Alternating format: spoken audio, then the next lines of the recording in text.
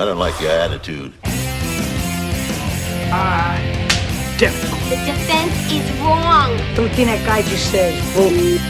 Thank you. It's a Thursday edition of PFT OT, also PFT PM. This may show up in Chris Sims Unbuttoned, although I think you're going to do one later today. You do a double duty today. Ahmad Fareed's coming in, and you guys are going to fire up the Chris Sims Unbuttoned engines. We are gradually getting back to some semblance of normalcy, although obviously, given what's going on in the world, nothing is normal. But we're trying to get our capacity back to where we can give you something, folks, that you can enjoy, that you can use as a distraction, that you can use as a diversion while you are cooped up at home. And I continue to hear, Chris, that we'll be back on NBCSN and Sky Sports on Monday, the 23rd. I need it. I need to get back in the schedule. I'll be excited for it. It has been nice to be in the office the last 2 days. Yes, I got a Chris Sims Unbuttoned coming later today.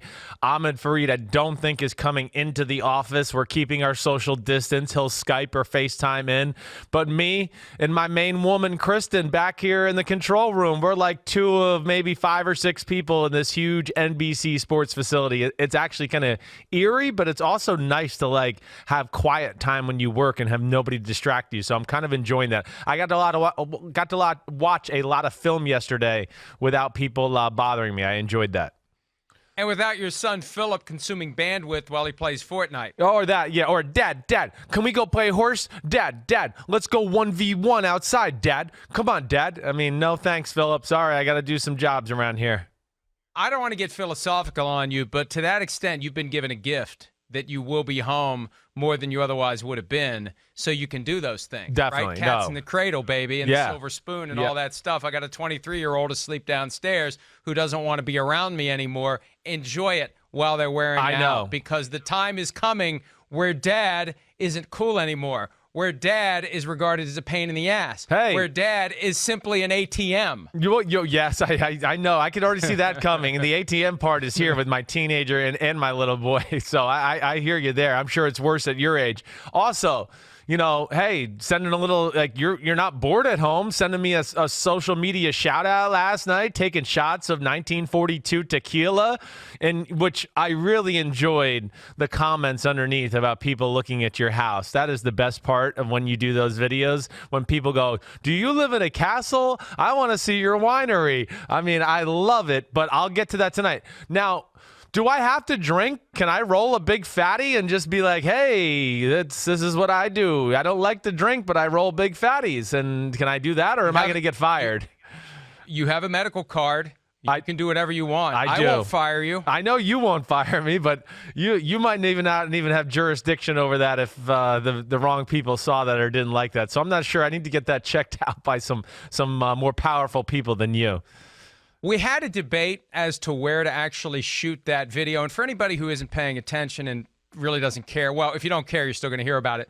What we did, and I didn't know about this. I saw it last night. Somebody sent it to me that PFT commenter, my internet son, was the second guy in a chain of basically, hey, we're all stuck at home. Let's have a drink, and then let's pass along the obligation to 3 other people to chug something and then pass it along to 3 other people, I guess just to kind of pass the time, as if people aren't drinking anyway while they're cooped up at home. So we had a debate where to do it, and it was kind of like a trolling thing to do it down in the wine cellar because I knew it would spark those comments. And I'll tell you what, the dude who thinks The Rock is fake. Oh, you're from Florida. The Rock's from Florida, he said. Let me tell you, man, when this is over, when we are allowed to like travel again, you are welcome to come up and inspect The Rock. I can tell you that it is real. It is not fake. It's not Z-Brick rock, all right? It is real rock. And there is a load of it all the way up that passageway and out the door, 20 feet of rock everywhere. The guy, when he built the house, when we bought the house, we didn't build the house, but the guy, when he built the house, he had a rock guy on site for like 2.5 years. And it's real rock. It's not fake rock. Okay, all right. Good. We're all squared away. Now let's get to business, big guy. By the way, I was made aware that you're not supposed to shoot 1942. You're supposed to sip it. I did not know that. I mean, so they say. That's what professional drinkers do. I don't know. When it's time for me to drink, I drink to get drunk. I'm not sitting here going, oh, man, this controlled poison tastes good. I love it. That's not me. It's like I want it cold with some limes in it, and I want to get to the point in a hurry. What is the difference between getting drunk and getting high? What's the difference? Oh, I guess, when you're drunk, you're a little more sloppy, and I don't know, what do I want to say? Carefree. When I get high, and I like to smoke sativa, right, which is more of my energy's good, but my brain's scrambled, and I get a lot of great ideas. Okay, I always tell this, and I have a few other friends who agree. When I first get high, I think I'm about the smartest I am actually capable of being for about 30 minutes. I don't disagree with that. Okay. Yeah, you probably have experienced it with your own son. You probably go, damn, he's kind of smart right now, or whatever. But either way, about that 30 or 40 minutes, I have great ideas about football stuff, all these things, and then I progressively get dumber from that point on, and then become very hungry as well, and then I end up on the couch just hanging out eating potato chips. So there's a little difference there. I guess the drinking, I can be a little more crazy and want to dance and be funny and silly that way, I guess is the difference between me.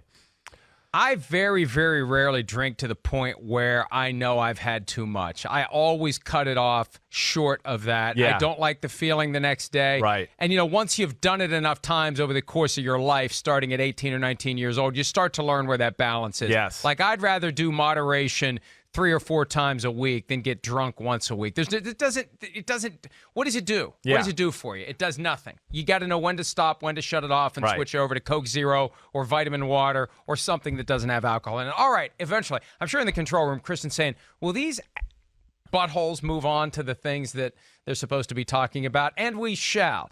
Tom Brady. Now, and it got interesting last night, or maybe it didn't. There was a suggestion by Adam Schefter of ESPN that there was language in the contract for Tom Brady to sign with the Buccaneers that was potentially going to delay the process. I had another reporter suggest that Schefter was trying to unbreak the story and then re-break the story because he didn't break it. Colin Cowherd did. Regardless, the deal has worked out. The physical is being happening. What is it? Imposed, implemented, performed, whatever. He's getting a finger up his butt today, if that's what they do. Although he's 42, he probably should be getting that prostate exam. He's in the age group. Chris, you're not far away from it. But I digress. Schefter also reported, and I don't know whether this was trying to squeeze the Buccaneers to give in on whatever they were fighting about. Schefter reported that there are plenty of free agents now that want to join the Buccaneers to play with Tom Brady. And that doesn't surprise me because we're at the scouting combine. We're talking to these rookies who are coming in. Who's the one guy that's going to cause you to say, holy crap, Tom Brady, over and over, Tom Brady. And it doesn't surprise me that other free agents want to play with Tom Brady. No, definitely not. I'm not shocked by it either. I mean, come on, it's Tom Brady. He's special. He's a great guy. He's still got a lot of talent, and he showed the ability to lead a team last year and still be dangerous. Is he the same guy as he once was? No, of course not. But, generally players, they want to be on teams where they feel like they got a chance and they're the focal point and, people are going to see me and be a part of something special. And I would think that there's a number of players out there right now who are looking at it going, damn, Tampa's got some potential. That's not a bad place to live. Man, Mike Florio always brings up no state tax. Damn, I need to get there. They see Bruce Arians. I just think there's a lot of positive vibes there. Plus the Glazier family, they're a great family. I'll never say anything different. I just never saw anything different to say otherwise. And they let their football people run the team too. They don't, stick their nose in there too much. So I think this will be a continuing trend here throughout the spring, really.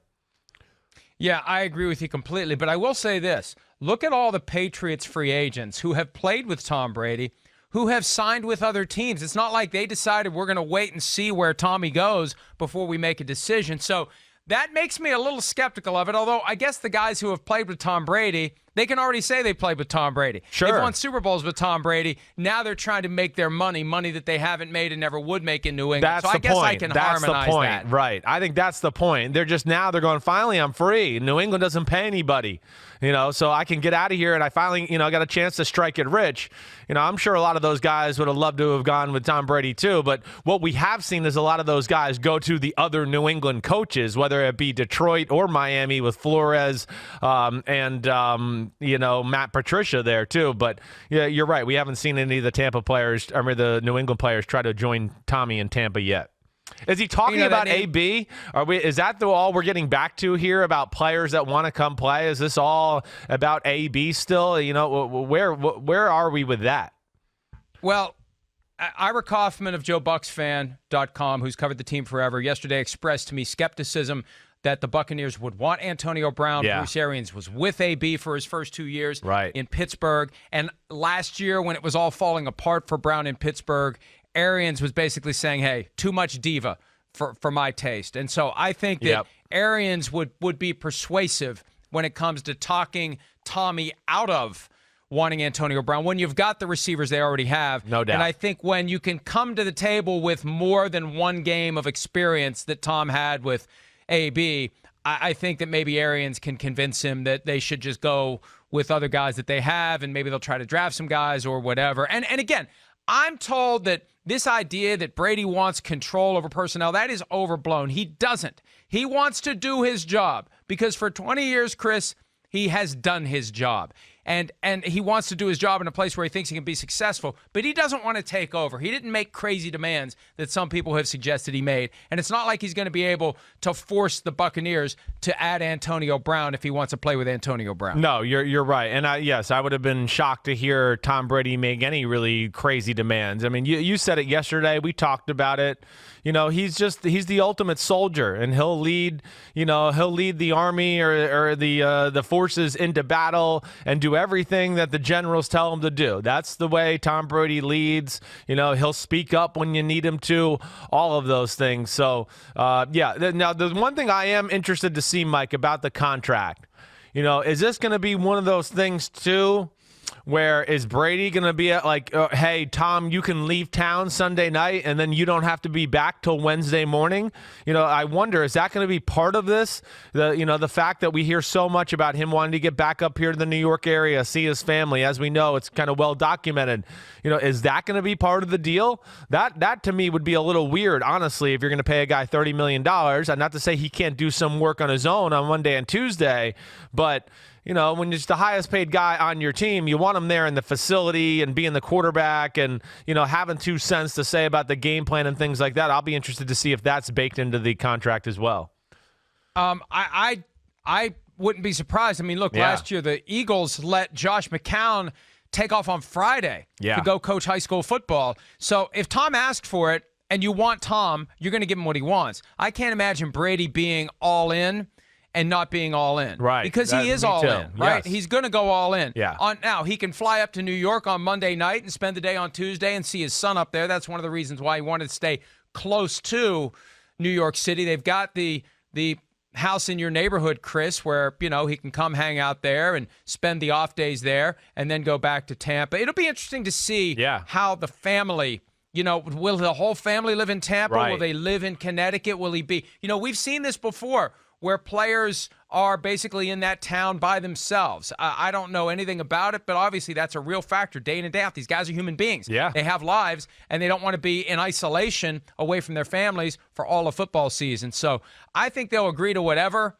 Tom wants, but I can't see him wanting to take away from opportunities to help the team get ready for the next game, especially if there's not going to be an offseason program, and especially if training camp may be truncated because of the COVID-19 situation. No doubt. All right. Another quarterback development that happened yesterday. Yeah. And, the Bears initially talked to Teddy Bridgewater, then Andy Dalton's name resurfaced, and then it came back to Nick Foles, leaving the Jaguars via trade for the Chicago Bears. Matt Nagy, the coach of the Bears, knows Foles well from their year together in Philadelphia when Foles was a rookie in 2012, and their year together 4 years later in Kansas City when Nagy was a first-year offensive coordinator and Foles played in a couple of games and didn't play as poorly. He played much better than he did with the Rams. There's this narrative he didn't play well with the Chiefs. He did, and it was much better than his time with the Rams. And also, Matt Nagy witnessed firsthand 2018 playoffs. Foles and the Eagles came in and beat the Bears in Soldier Field to end a magical season for Chicago. So I think it makes sense. Yeah. I think it makes a ton of sense. And now the question is, where is he on the depth chart? Is he the starter? Is it an open competition? Do you call it an open competition in the event that Foles maybe stumbles a little bit and Trubisky steps up? I think that's what they need to do. I don't think you install Foles as the starter because I don't think Foles is going to expect that.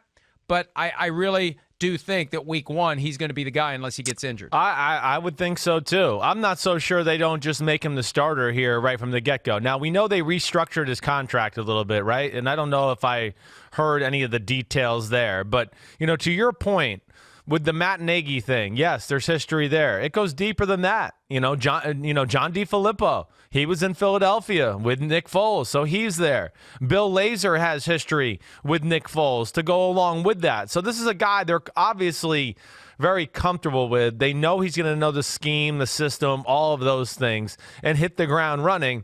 And I just think the narrative around Mitch Trubisky is so negative right now in Chicago. I would not be shocked to see them start Nick Foles right from the bat, or at least let him have the first team reps, call it a team, call it a quarterback battle and competition or whatever it may be, but he's kind of going with the first team until screwing up or proven otherwise. So that's going to be the interesting thing. I don't think they trade Mitchell Trubisky or do anything like that. I think they'll stand pat with these two, but it certainly makes sense with Nick Foles being in Chicago.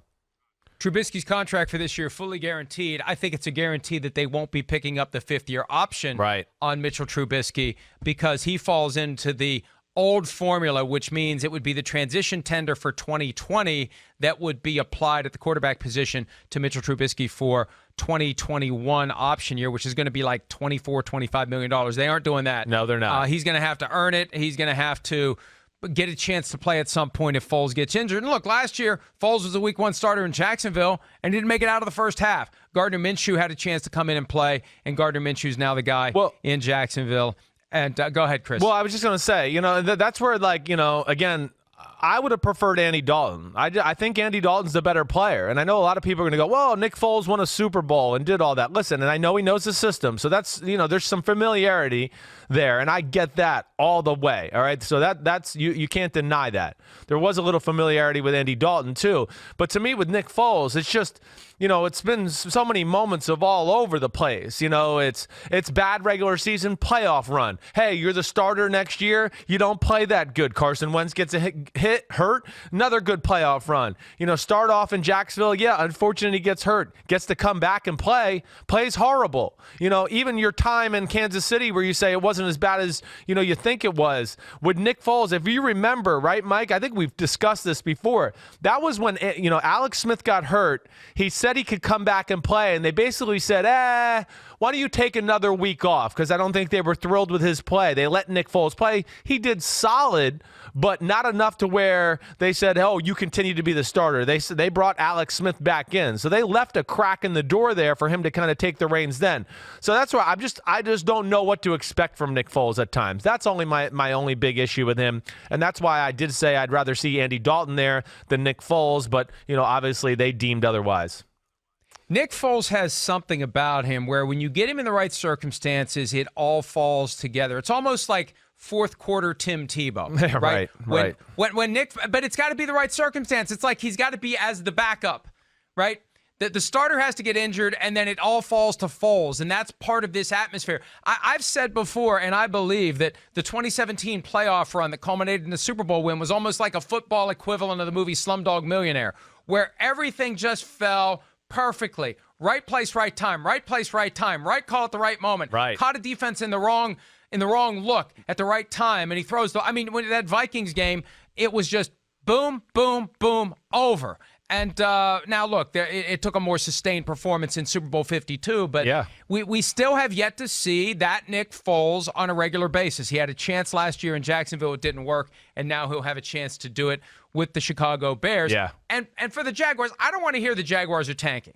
The Jaguars are getting rid of guys they would have gotten rid of anyway, and they're getting or they would have liked to have gotten rid of. They had contracts that kind of tied them to a Nick Foles, but they're getting value in return for big salaries. They still have a young nucleus they feel good about. That's right. And their owner, Shad Khan, expects them to win now. If Dave Caldwell and Doug Marrone are tanking, they're going to be out of a job after this year because Shad Khan isn't going to stand for it. He expects the team to be competitive. Yeah, I'm with you too. And they're not tanking. There's a lot of young talent on that football team. You're right. They're getting rid of assets where they go, okay, A.J. Bouye getting a little past his prime, expensive paycheck we got to pay him, every year. Calais Campbell, same thing. Still good players, but they are past their prime, and it's going to continue just to go downhill little bit, but for a little bit each year that goes on here, and they got some value for them to kind of, I'm not going to say they're definitely not tanking. They're just refurbishing their team a little bit. That's what it really comes down to. There is still a lot to like about that Jaguars roster, and I don't think they're going to go out there and win the AFC South this year, but I think they're going to be a pain in the butt to a lot of football teams, and then I'd say watch out in 2021 because of all these picks and assets they have. Nick Foles could have been a potential candidate to play quarterback for the New England Patriots. Bill Belichick saw up close a couple of years ago what Foles can do, but we don't know what the Patriots are doing at the quarterback position other than not bringing back Tom Brady. There's a thought that maybe they're going to go with Jarrett Stidham, second-year guy. Hey, it worked with a second-year guy in 2001 after Drew Bledsoe got blown up on the sidelines by Mo Lewis. But, Chris, what do we think the Patriots will ultimately do? Do you think they'll be in the market now for Andy Dalton? Peter King mentioned Dalton to the Patriots so many times in the past couple of months, it makes me think he knows something he says he doesn't, which is part of the ruse, right? That's part of the setup. No, I don't know anything. Yeah, Andy Dalton to the Patriots, I think would be a possibility, but he's going to want to be paid. Yeah. I just wonder whether or not Bill Belichick sees this as a chance to reset the clock to the days of having not much money invested in the quarterback position. Reset the clock. He's got a lot of draft picks here. They're going to reset the team a little bit. Not that they're tanking or rebuilding, but he's kind of refocusing the nucleus of this team and building, not from scratch, but building something new here. Mike, I don't think they're going to make any play for Andy Dalton or anything like that. I just don't see them trading away draft picks or paying him extra money like that. The sense I get, I know I've told you this during the season and when we got into some of the Brady could leave talk, that Jarrett Stidham's loved up there. They think the world of him. They think he can be the next guy. And I think really what they'll do right now is they're going to stand pat.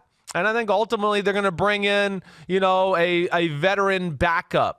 Maybe does a Brian Hoyer, maybe Jacoby Brissett comes back into town, to be the backup. Somebody like that, though, that they feel like, okay, we got a little familiarity. If we got to throw this guy in there, that's great. But I don't think they're going to bring anybody in to challenge Stidham as the starter. I really think, as all things and signs point right now, that they're going to go with him this year. And that would be the ultimate Bill Belichick thing to do anyways. So that's right up his alley. So I'm not shocked by that. And you wonder what the expectations will be for the Patriots. Already we've seen the odds plummet or grow, whichever is the right direction. But the Buccaneers regarded as a better proposition than the Patriots at this point to get to the Super Bowl, which isn't surprising because all the Patriots have done in free agency is lose guys, right? I mean, one or two like random guys have come in, but some recognizable names are fleeing for other outposts of the Patriot way, whether it's Detroit, the Giants, or the Dolphins. I mean, the Dolphins have snagged multiple former Patriots, and this is just strange to see where this is going to go for the Patriots in 2020. And this will be the ultimate test. I guess if Bill Belichick has to prove he can do it without Tom Brady, he's going to tear the whole thing down, so it's even more impressive if he's able to get it done with unproven players. Yeah, well, I think he's playing the long play. He's not going like, oh, we're going to try to do it all for this year's team, and I'm going to prove everybody wrong right here in 2020 that I can do it without Tom Brady. No, I think he's starting to try to build, his next phase of a dynasty, and it might take a year or two. Maybe they miss the playoffs. I think they're still going to be highly competitive. Listen, I'm not sitting here going, oh, man, they've lost some players here where it's over for them. They're really screwed. Hey, New England, yeah, we got questions about the quarterback position. There's still things to like about the offense. Do they need to improve the O-line and things like that? Yes. But damn, let's not forget. That's the best that was one of the best defenses we've seen in a long time last year. We can't forget that aspect of it, where it's maybe the best corner duo in football, one of the best pass defenses we ever saw in the history of football. To where I still think they're going to be able to rely on them and not have to rely on a guy like Stidham to score 30 points on a week in, week out basis. They'll be a defensive football team. They'll play smart. They'll manage the offense, and they'll try to win 20 to 17 games, kind of like they did this year. Yeah, and look, we know that Bill Belichick is the master at coming up with game plans and teaching it to his guys, and they don't have to be great players. if Bill Belichick puts them in the right place and they can be trusted to do their job. So this is going to be one hell of a chemistry experiment in New England this year to see how the post-Tom Brady Patriots fare. And if they really do rip it down, there's going to be no expectations. The narrative is going to be, hell, this team's not going to the playoffs. So if they just get to the playoffs, it's going to be viewed as Coach of the Year type performance by Bill Belichick, Chris. Yeah, no, it will. And I would not be shocked if they ended up in the playoffs. I am never going to count the New England Patriots out. I know Tom Brady's not there, and that's a little scary, but still. Let's not forget, this is a team that went 14-6 without Tom Brady when he didn't play. And one of those losses was with a third-string quarterback, a third-stringer. They went 11-5 with a guy who didn't even play college football. I mean, that to me is still astounding. And I know that was a really good team around them, but, yeah, I do not expect the New England Patriots to fall off earth. Am I picking them to win the AFC East? I don't know about that. But I think they're going to be highly competitive. Most likely I am, yes. Yeah, and I think I will too. With Stephon Diggs and with the continued growth and development of Josh Allen and that defense under Sean McDermott, I think I'm going to take the Bills. All right, let's move on to the next topic here. What do we have? What do we have? I'm getting texts that are distracting me. Sorry. The Philadelphia Eagles have a new cornerback, Darius Slay, a worst-kept secret. The guy wants to be traded, and the Eagles got him. Think about this. The Eagles once got Golden Tate for half of a year for a third-round pick. They got Darius Slay for a 3 and a 5 and a 3-year extension, and he's getting paid, and it's easy to pay him when you don't have to give up much to get him. Darius Slay addressing one of the biggest areas of need, one of the biggest liabilities on the Eagles' roster, that secondary. Huge move for the Eagles. Yeah, huge move. I mean, really is. Darius Slay, without a doubt, one of the, you could argue he's one of the 5 best corners in football. He's certainly in the top 10. Jim Schwartz, the D coordinator, drafted Darius Slay. So I'm not shocked to see this. Jim Schwartz does play a lot of man-to-man. Darius Slay, he can live on an island. And this has been a weakness of their football team the last few years. So, they're building some depth in that secondary. I think with, another lost Malcolm Jenkins, but re-signed Jalen Mills. They still got Sidney Jones. He's another year out from tearing his Achilles injury. I think he can be a better player as well. But they needed this type of marquee wide receiver for Jim Schwartz, who can be creative. And he is the type of guy that could go, hey, Darius Slay, you play man-to-man on Amari Cooper, and I'm going to do all these other different things over here to help out stop the Cowboys' run game or stop at Michael Gallup, whatever it may be. This will give him a little creativity that way. Much-needed move. Big time. 2 big moves that I think have flown under the radar. I mean, that was great, but Darius Slay, and them getting Javon Hargrave from the Pittsburgh Steelers, Mike, those are 2 things I just look at. Like Hargrave, not a superstar, but one of the best, run stoppers in football. To have him next to Fletcher Cox now, and now you have a Malik Jackson coming back from injury. Man, they're going to have some versatility and some size there, along with some better secondary play in Philadelphia.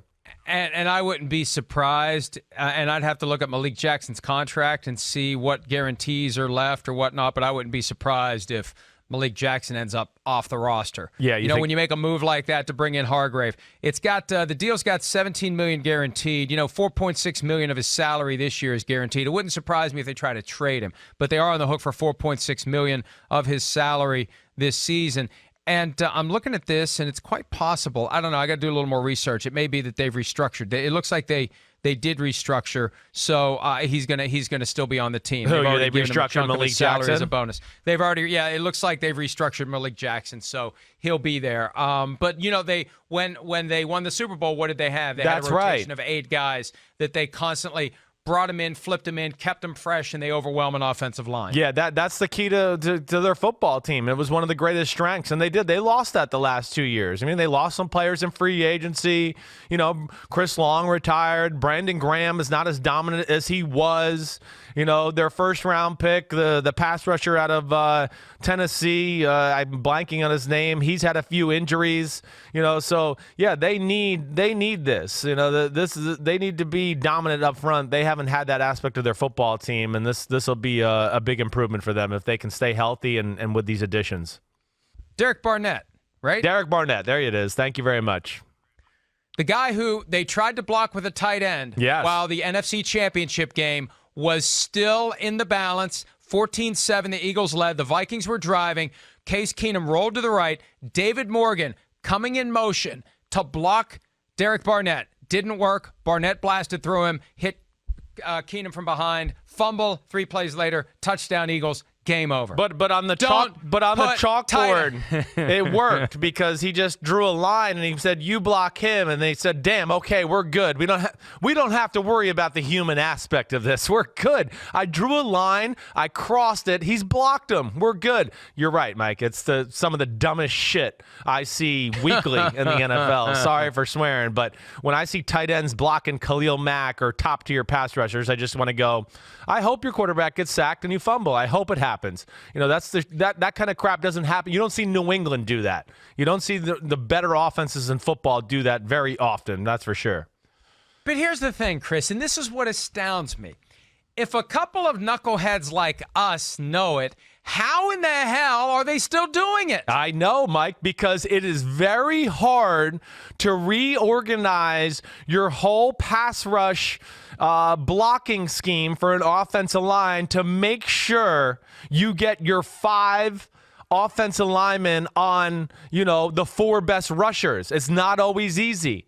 And it's just a cop-out to go, hey, tight end, you got here. It takes a lot of work. That's why Dante Scarnecchia is one of the greatest O-line coaches in the history of football, because he figures out to go, hey, I don't care if I got Gronkowski or whatever. He's not going to block this one of the better pass rushers in football. That's not his cup of tea. And he'll find ways to make sure, and he'll teach Brady and everybody, hey, point to this linebacker, and therefore we can get a tackle on that pass rusher, and then maybe we can get Gronkowski to block a linebacker or a safety that fits it better. But really, that's what it is. It's very hard to make sure you got the O-lineman on the pass rusher, and it's just a cop-out or a little bit of laziness by coaches more times than not, Mike.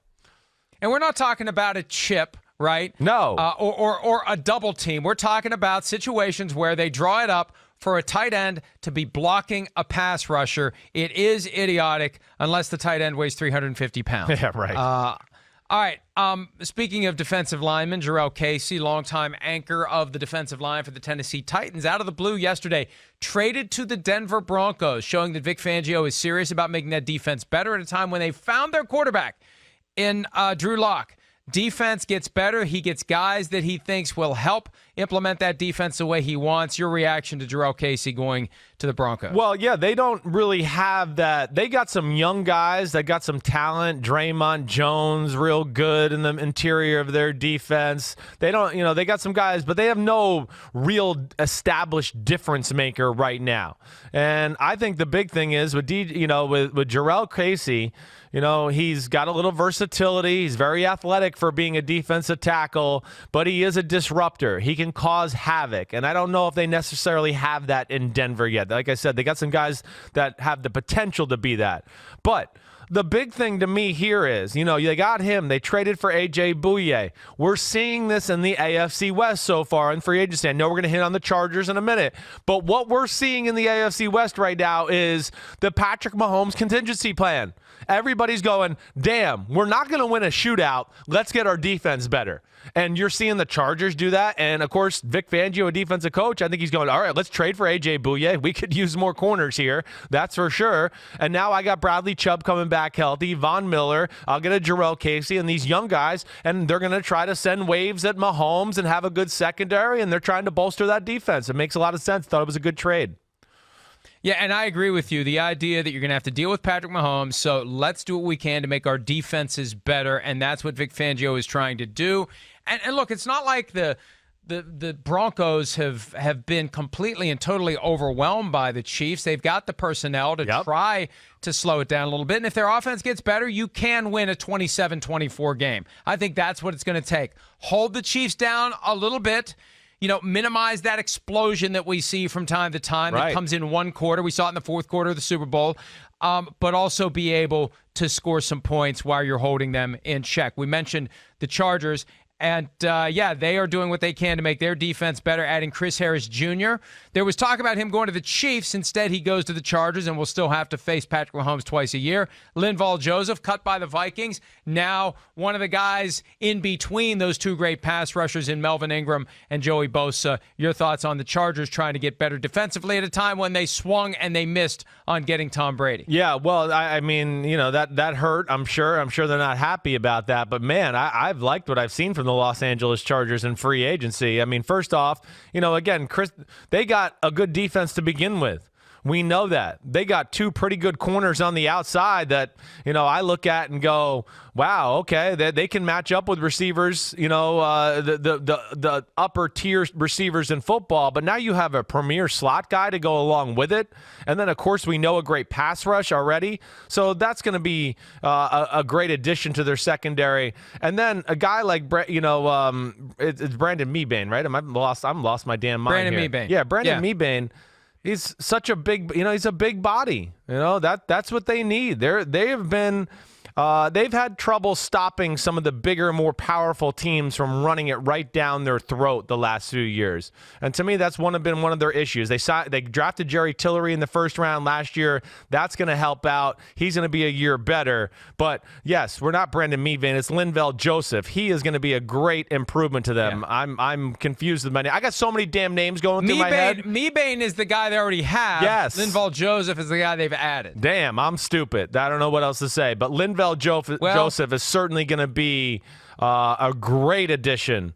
A similar scheme to what he played in Minnesota, not totally crazy. And Joseph is one of those guys that could be a nose tackle or a 3 technique if you want to get big or small, according to that, where you want to move him. And I still think he's got a few good years left in him. And Mebane may be gone. I'm looking at the roster here. Yeah. Unless he ended the season on IR, it's hard to keep up with all these guys. And by the way, you say you're dumb. I mean, to harken back to what you said earlier, I mean, just smoke a fatty and you'll be I'll be good smarter to go again for yeah, 30 minutes. That's what I need to do. But yeah, I don't see Mebane on here. So anyway, that would be something that if I was doing copy paste snarky comment, I would research it before I wrote about it. Sometimes you just get what comes out of our mouths extemporaneously, and you got to live with it. All right, moving on to the next topic. Other pass rushers, Dante Fowler Jr. jumping from the Rams to the Atlanta Falcons. Leonard Floyd cut by the Bears, joining the Rams. And we know the value of great pass rushers, and we've seen movement. Robert Quinn to the Bears with a big deal, 5 years, $70 million, which as a practical matter is 2 years, $30 million. But still, that's a lot of money for a guy who is 7 years removed from his career high of 19 sacks. He had double-digit last year with the Cowboys. But these guys, like Dante Fowler, he did enough with the Rams in 2018 to get a one-year deal, but not enough to stay. And Floyd flushed out the door in Chicago. What do you think these guys will do in their new home? Well, I mean, Floyd's a really good football player. He really is. Now, he's just not like a big-time pass rush specialist that you're going to be able to depend on, 12 sacks a game, but 12 sacks a year, but incredible versatility. I mean, incredible athlete. He's a really special athlete. And, I think they can use him in a lot of different ways. Stand-up linebacker, defensive end, outside linebacker on the edge. So I think that's good. The Rams obviously are in a little bit of they got to retool a little bit here and get some of the weight off their salary cap. That's one of the biggest issues with the Rams. They've just been so top-heavy the last few years. So, Fowler will fit nice with their new defensive scheme out there. And then Fowler, I really like that signing. First off, Fowler, drafted in Jacksonville.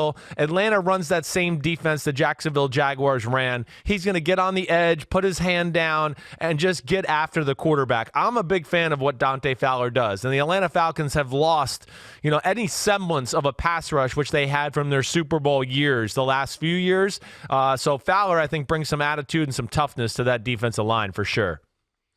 Yeah, I agree with you completely. And one note to clarify, Brandon Mebane is currently a free agent. He's a free agent. 35 years old, spent a couple of years with the Chargers. So maybe he goes back to the Chargers, who knows. But now that they have Linval Joseph, that's I doubt he'll be back. Need but for then, Brandon Mebane. I agree with him. Yeah, between him, Jerry Tillery, and they got a kid named Justin Jones, who's only a third year out of North Carolina State, who's a pretty good player too. All right, next topic, last topic for today, Todd Gurley. decision is coming Yeah. on whether or not he's going to continue to be a Ram. And I am told that the Rams currently are engaged in trade talks involving Todd Gurley. Wow. Doesn't mean they're going to be able to pull it off. A lot of money invested, a lot of money owed to him, Right. and more guaranteed money coming due. I don't know that anyone takes on that contract unless the Rams send a draft pick with it, like the Brock Osweiler hot potato deal from 3 years ago, Chris. And maybe they could have gotten DeAndre Hopkins for Todd Gurley in a second-round pick. That option is now gone. You're not going to be able to do business with the Houston Texans for a running back because they have David Johnson. But really, this is a contract the Rams would love to dump. And I think if they're going to pull off this trade, they're going to have to pay part of the salary, or they're going to have to send net draft pick compensation to Todd Gurley's new team. I don't see anybody saying, we want this deal, because this deal doesn't reflect where the player currently is, because the player, because of that knee, is not the guy that he was when he signed that deal 2 years ago. No, that's exactly right. I would be shocked that they just are allowed, somebody trades for Todd Gurley and just says, okay, we'll work out a trade, and, Rams, you don't have to add anything to it. Either the Rams are going to have to pick up some of the salary, or like you said, probably trade away some draft picks to go along with it. Now, the Rams are a little strapped, as far as for draft picks too, for some of the aggressive moves they've made over the last few years. So, what are they going to be willing to part ways with is the first thing that goes through my mind. But, yeah, for a team that, I think is trying to, kind of retool their football team and change over from that Super Bowl team we saw 2 years ago, I'm not surprised to hear that he's on the trading block. I mean, it's a lot of money. And you're right. There's no way. You can't cut him. I mean, it's $12 million in dead cap, over $12 million in dead money if you cut him. So they got to try to find something out. If you keep him, $5 million in salary this year becomes guaranteed, and a $5 million roster bonus for next year becomes guaranteed. That is the value of these contracts, where you have triggers this year that vest payments next year. That's the key. That's how you can tell a good contract, and it may end up being a bad contract for the team. That's why the Cardinals were screwed. They had $10 million fully guaranteed to David Johnson that vested last year, and it's amazing they were able to unload that contract and not have to pay any of it. That's where the Rams currently are. They've got $10 million that's going to hit now as fully guaranteed if they don't get rid of Todd Gurley, and they're going to have a hell of a time doing it. And I think at the end of the day, it's going to be fascinating. At the end of the day, how much will they have to pay, and what will the draft pick compensation be? There's going to be one of these trades ultimately, Chris, where the trade is they just give the guy away. Here, you take him, right? And there's no compensation. It's just it's a fair deal. We want to get rid of him, and you want him, and you don't give us anything, and we don't give you anything. We're happy to get rid of him, and you're happy to take him. And one of these days, that's going to happen. Well, yeah, you're right. A trade for nothing. A trade for nothing. We traded him, so you will take the money, and now we don't have to deal with it, and that's fine with us. I don't know. I mean, listen, Mike, I don't think it's freaking crazy. I don't. First off, Gurley's different than the David Johnson situation. David Johnson missed a year because of a wrist surgery, all right? That's not going to, concern front office personnel. Be like, man, can he still make a cut and break tackles with that wrist surgery? No, nobody's even going to give a damn about that. He was a little banged up this past season, but I don't think it's to where anybody's concerned. Gurley, as we know, there is concern there with his knee. No matter what the Rams say, Gurley says, whatever, they told us all this year with all their little things they said and didn't say in the media, his lack of production late in games, or lack of even playing time in late in games. All of those things, let alone, Mike, I know you and I talked about during the season where I watched certain games on film to where I saw he couldn't cut off one of his legs, where I went, damn, when he has to cut that way, he has a really hard time. He has to kind of put on the brakes and go skirt, skirt, skirt, skirt, skirt, and then make the move to go that way. So that would scare me, and I'm sure the Rams are scared of that as well. And I really do think one of the biggest challenges here, because the Rams, I think, were part of this problem, although I don't think they had a choice last year. Todd Gurley has yet to come to terms with the fact that he's not the guy that he was 2 years ago. Because he gets salty about it. He doesn't want to be asked about it. He doesn't want any negative energy put on his knee. Look, his knee's not what it was. He's not the player that he was. He had a great run. 2017 Offensive Player of the Year set him up for a contract that he never would have gotten one season later. And I get it. It's not easy to deal with the fact that your identity as a star football player is being taken away from you through an injury, through nothing that you did. It's not that you quit working hard. It's not that all of a sudden you just can't play. Your knee is keeping you from being the guy that you used to be. And, until he comes to terms with that, I don't see anybody wanting him on the team because, if he walks through the door saying, make me the workhorse, no, Todd, that's not your role anymore. You're a part-time player, and we welcome you as a part-time player, but we can only pay you as a part-time player, and that's the challenge the Rams now face. I mean, look, they took a risk, and it blew up in their face. I'm not going to say they screwed up. No. They took a risk, and it blew up in their face, and that happens sometimes. No, you're right. It does happen sometimes, and they took a risk on a guy that, let's be serious. He was arguably the best running back in the game. He was amazing. You could throw him a screen pass and he can run for 70. You could hand it off to him on the left edge and he can run for 80. He was a game breaker. He was one of the best offensive weapons we saw in the sport. So I had no problem with them paying him.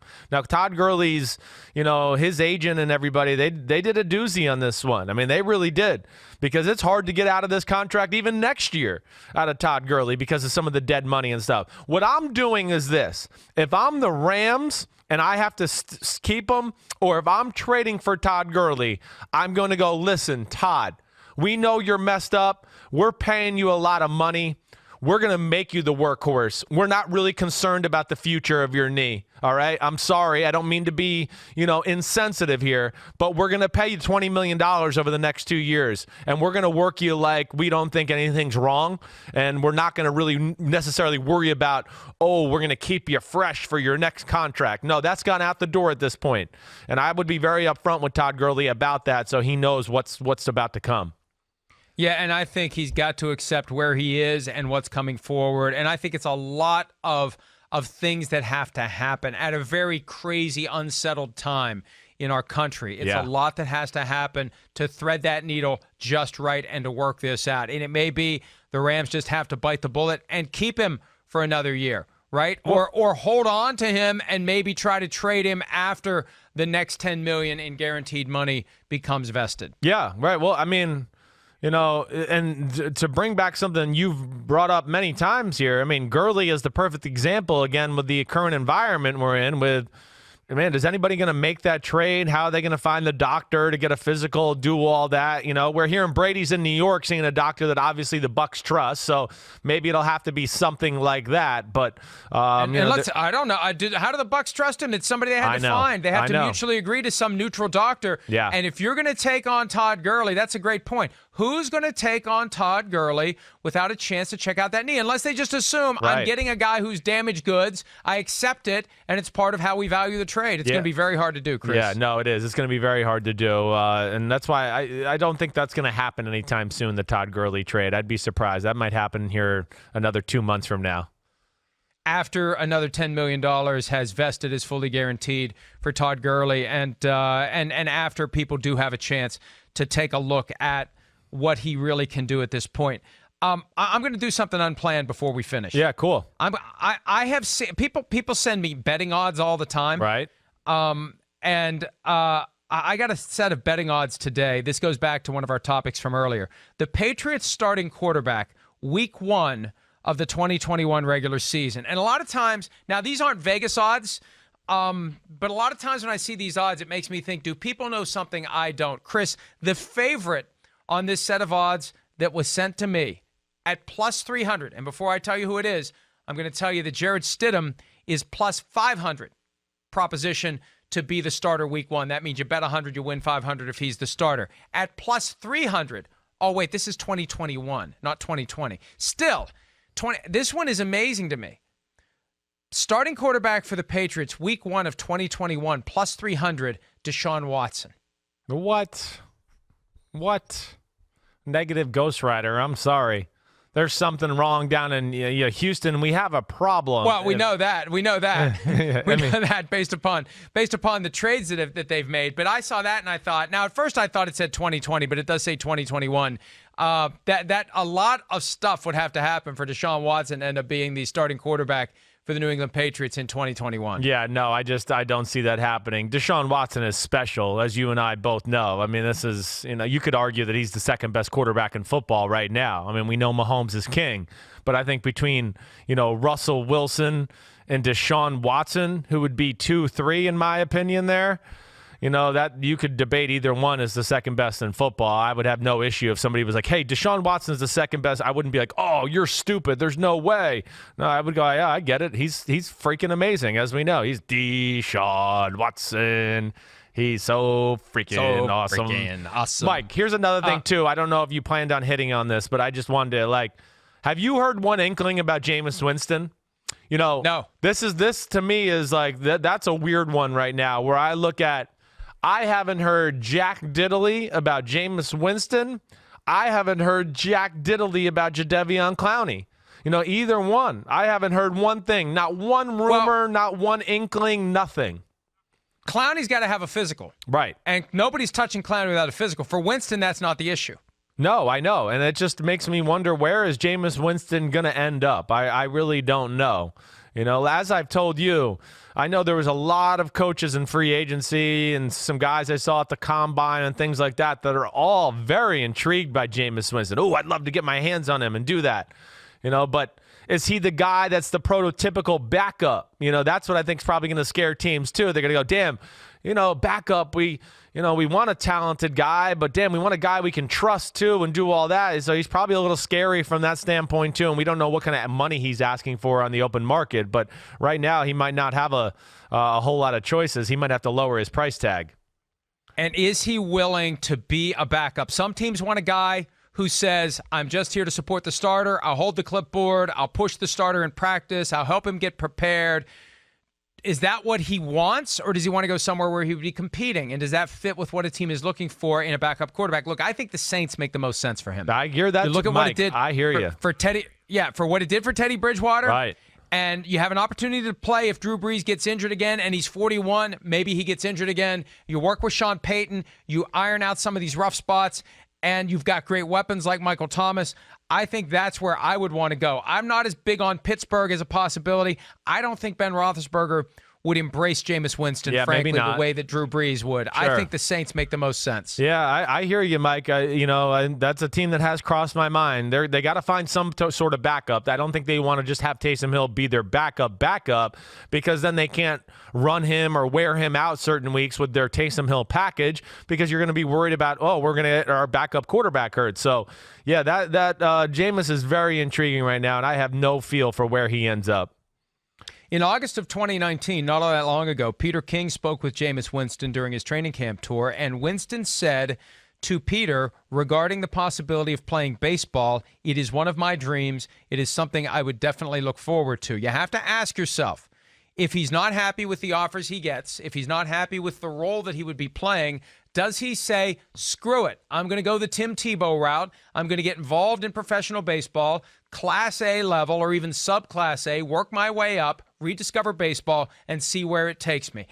That may be the thing that he does, and I know that's always been one of the questions. Now, he's not at the same skill level as Kyler Murray, who could throw away football anytime he wants and go back to baseball, but Winston was good enough that it's always been a question. It was a concern of the Buccaneers 5 years ago. They put a clause in his contract that would have given them the ability to go to court and prevent him from playing baseball anytime, any place, anywhere. Now he can go play baseball, and maybe he'll feel unburdened by football and the money that football gives him if he's not getting the kind of money he's looking for, and maybe baseball is where he ultimately goes. Man, I mean, it just would be such a hard thing to make happen now. I mean, it just, that's baseball, it's just, gosh, you just leave it for a number of years and think you're just going to jump back in there and be the player you were, plus, I know it's not perfect in football, but, people like me and you, they see a lot of the positives Jameis Winston can bring to the table too. So, to me, where I almost look at it to go like, man, one of these teams that's, really feels like the 49ers would be a team where I would tell my buddy Kyle Shanahan, go, you got Nick Mullins, maybe you keep him, right?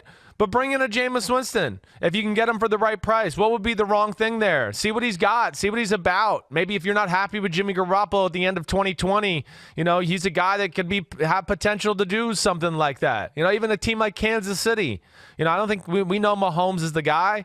They're a team that's in the Super Bowl window. That would be another team. I might think about it if I'm those type of teams, if it's the right price for a Jameis Winston.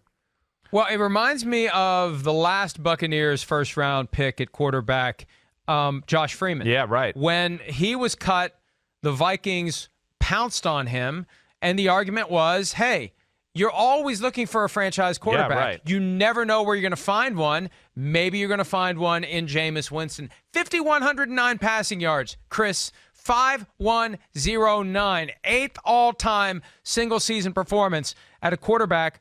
I think that there's value in that. Yeah. And I am stunned that he's not in the conversation to be the starter anywhere.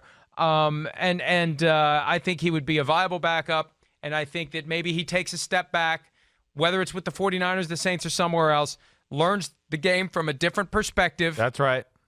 And he's still young. Yeah. He's still young. He's still got a lot to offer. Quarterbacks play deep into their 30s now, and I think that Winston, I'd hate to see him leave football. I'd hate to see him jump into any other sport. I want him to stay, and he's just got to just like Todd Gurley's got to get his brain around the idea that he's not a workhorse.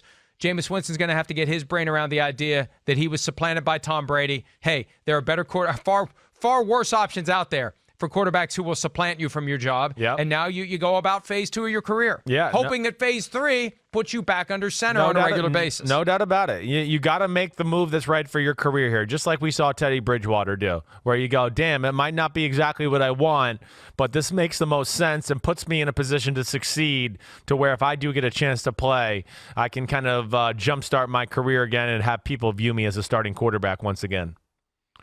All right, well, that's it for today's PFT PM, PFT OT. Chris Sims Unbuttoned coming up later today. We'll do it again tomorrow, and then Monday is the day. If there's any good news in this, well, I don't want to swear again, but it's been rough for everybody for the last week or so. We'll be back on Monday. People are craving that routine, that distraction, that normalcy. So your normalcy will be listening to a couple of abnormal individuals talk about football on NBCSN and Sky Sports starting again on Monday, and we can't wait for that. Chris, great job as always. We'll do it again on Friday. Everybody, again, stay safe. Look out for each other. Be smart. We are going to get through this. See ya.